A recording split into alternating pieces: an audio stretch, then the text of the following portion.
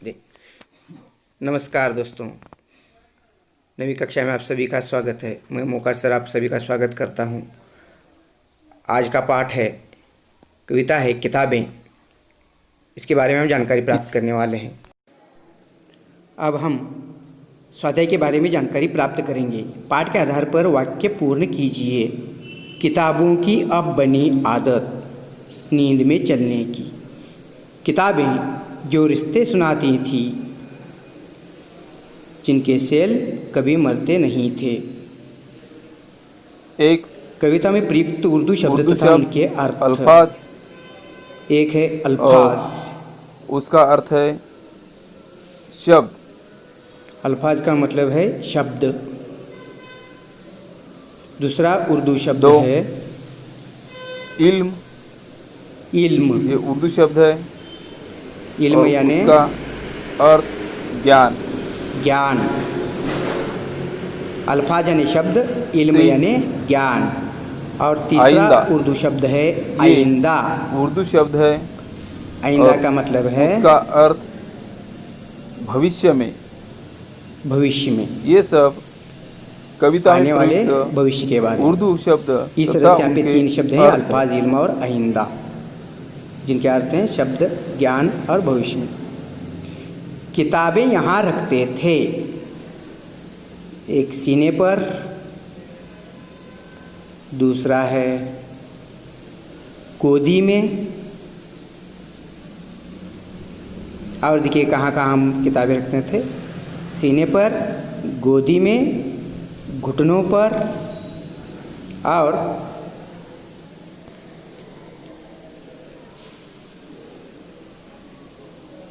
माथे से लगाकर। इस तरह से किताबें हम इस तरह से पढ़ा करते थे या रखा करते थे, सीने पर रखकर, गोदी में रखकर, या घुटनों पर रखकर, या माथे से लगाकर। अगला प्रश्न है, कवि के शाम बिताने के साधन। शाम किस तरह से उनकी बीतती थी?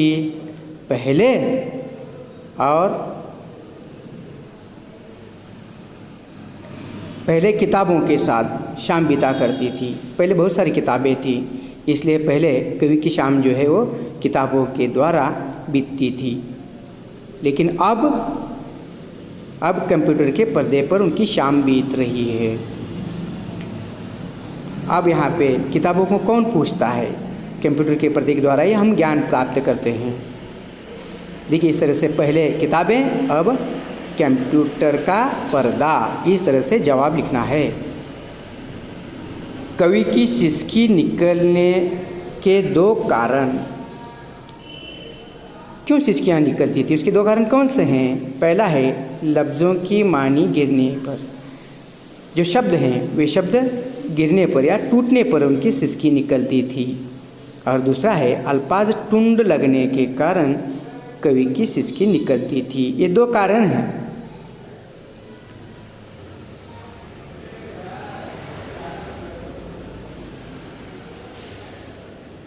अगला सवाल है,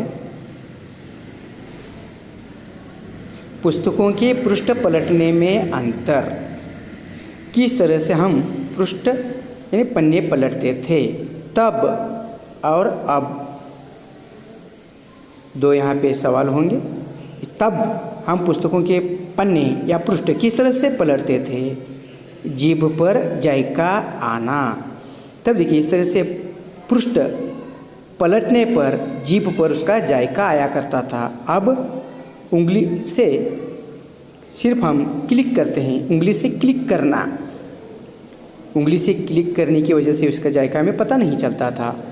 अब देखिए पद्यांश में आए शरीर के अंग। कौन कौन से शरीर के अंग इस पद्य में आए हुए हैं? देखिए छाती, पहला शब्द है छाती, शब्द आया हुआ है। दूसरा है गोदी, छाती, गोदी। तीसरा है घुटना। चौथा है माथा। इस तरह से पद्यांश में आए हुए शरीर के अंग हैं छाती, गोदी, घुटना और माथा। इस तरह से आपको जवाब लिखना है। अगला प्रश्न है, पुस्तकों में कभी कभी ये मिला करते थे। पहले के ज़माने में जब हम किताबें पढ़ने के लिए पढ़ते थे, उन किताबों में या उन पुस्तकों में कभी कभी क्या मिला करते थे? देखिए, एक सूखे हुए फूल, सूखे हुए फूल हमें पुस्तकों में कभी कभी मिला करते थे। और दूसरा है रुक्के, रुक्के यानी महकती हुई चिट्टियाँ। अगला सवाल है, जिनके द्वारा संबंध जुड़ जाते थे। एक किताबें गिरना, किताबें गिरने की वजह से संबंध जुड़ जाते थे किताबें। और दूसरा है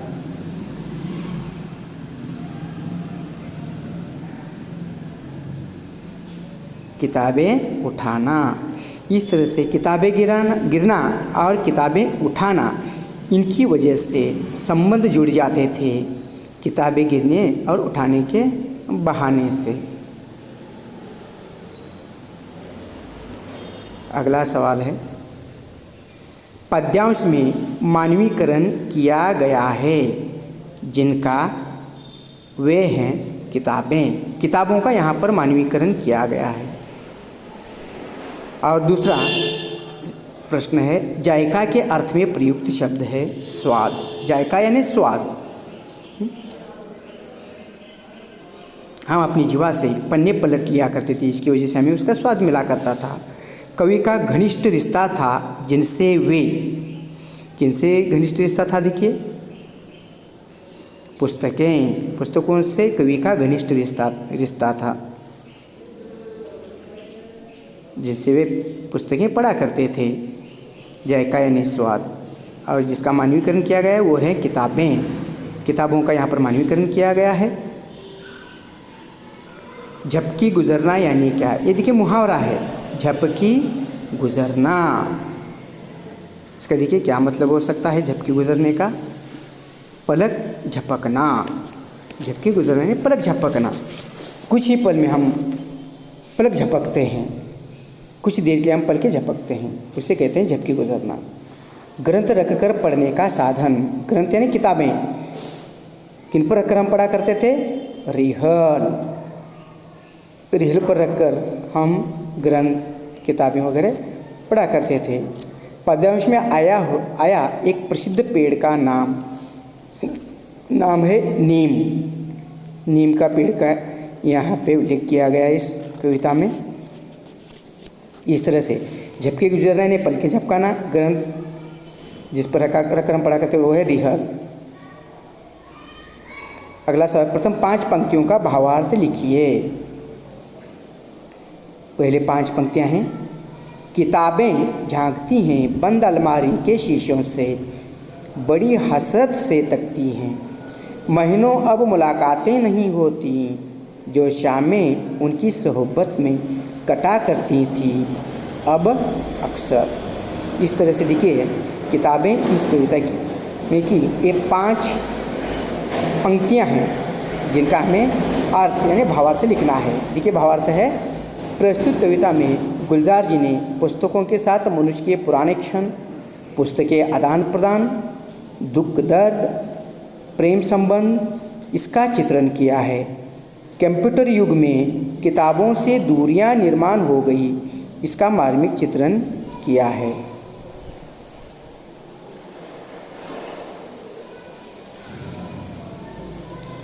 कंप्यूटर के युग में किताबों के पहले जैसी उपयोगिता नहीं रही। इसके बारे में कवि का कहना है कि आजकल किताबें अलमारी में रखने की चीज़ हो गई हैं। बंद अलमारी की तरफ देखा तो ऐसा लगता है जैसे किताबें अलमारी के शीशों से कवि की ओर झांक रही हों। वो प्रार्थना करते हैं कि उन्हें बाहर निकालकर कोई पढ़े। महीनों गुजर जाते हैं, उन किताबों से मिलना नहीं होता। एक समय ऐसा था जब उनकी शाम इन किताबों को पढ़ने में लगा करती थी, पर अब अक्सर। इस तरह से कवि किताबों के बारे में बताते हैं। पहले किताबों की उपयोगिता थी, लेकिन कंप्यूटर आ जाने की वजह से अब उसकी उपयोगिता खत्म हो गई है। आजकल सिर्फ किताबें जो हैं अलमारी में रखने की एक चीज़ हो गई है। इस तरह से वे अपना दुख कवि जो हैं अपना दुख यहाँ पे प्रकट कर रहे हैं। अलमारी में रह कर वो शीशों से कवि की ओर झांक रही हैं। वो प्रार्थना करते हैं कि उन्हें बाहर कोई निकाल कर पढ़े। महीनों गुजर जाते हैं, उन किताबों से मिलना नहीं होता है। एक समय ऐसा भी था जब उनकी शाम इन किताबों को पढ़ने में लगा करती थी, पर अब अक्सर ऐसा नहीं हो रहा है। इस तरह से कवि ने यहाँ पर किताबों के बारे में बताया। अब भाषा बिंदु देखिए, इस कविता में का भाषा बिंदु क्या है। भाषा बिंदु, शब्द युग्म पूरे कीजिए और वाक्य में प्रयोग कीजिए। यहाँ पे कुछ शब्द युग्म दिए गए हैं, उनको पूरा करना है और वाक्य में प्रयोग भी करना है। देखिए, घर एक शब्द दिया गया है, उसके आगे देखिए योजक चिन्ह लगाया गया है और फिर घर लिखा गया है। घर घर ये शब्द युग्म है। वाक्य में प्रयोग देखिए, महात्मा गांधी का नाम घर घर जाना जाता है, यानी हर घर में महात्मा गांधी जी को हम जानते हैं। उधड़े, उधड़े यानी उधड़े उधड़े। वाक्य देखिए, उस उर्द के रिश्ते उधड़े उधड़े से, यानी बिखरना। अगला शब्द है भला, भला बुरा। इस तरह से शब्द युग्म हो गया। अब इसका वाक्य में प्रयोग देखिए, भला बुरा। भला बुरा कैसा भी हो भाई, भाई भाई होता है। भला बुरा कैसा भी हो भाई भाई होता है। इस तरह से यहाँ पे वाक्य में प्रयोग किया गया है। अब देखिए, अगला है प्रचार। इसका शब्द युग्म हुआ प्रचार प्रसार। प्रचार करना और उसका प्रसार करना। प्रचार और प्रसार करने के माध्यम अलग अलग होते हैं। तो देखिए, प्रचार और प्रसार, आज का ज़माना जो है प्रचार प्रसार का है। आज का ज़माना प्रचार प्रसार का है। पांचवा शब्द है भूख, भूख प्यास। इस तरह से शब्द युग्म बन गया, भूख प्यास। वाक्य में प्रयोग देखिए, भूख प्यास। किसान भूख प्यास सहते हुए निरंतर अपने काम में लगा रहता है। किसान भूख प्यास सहते हुए निरंतर अपने काम में लगा रहता है। अगला शब्द है भोला। उसका शब्द बना भोला भाला, भोला भाला। इसका देखिए अब वाक्य में प्रयोग। वाक्य देखिए, गणेश एक भोला भाला लड़का है।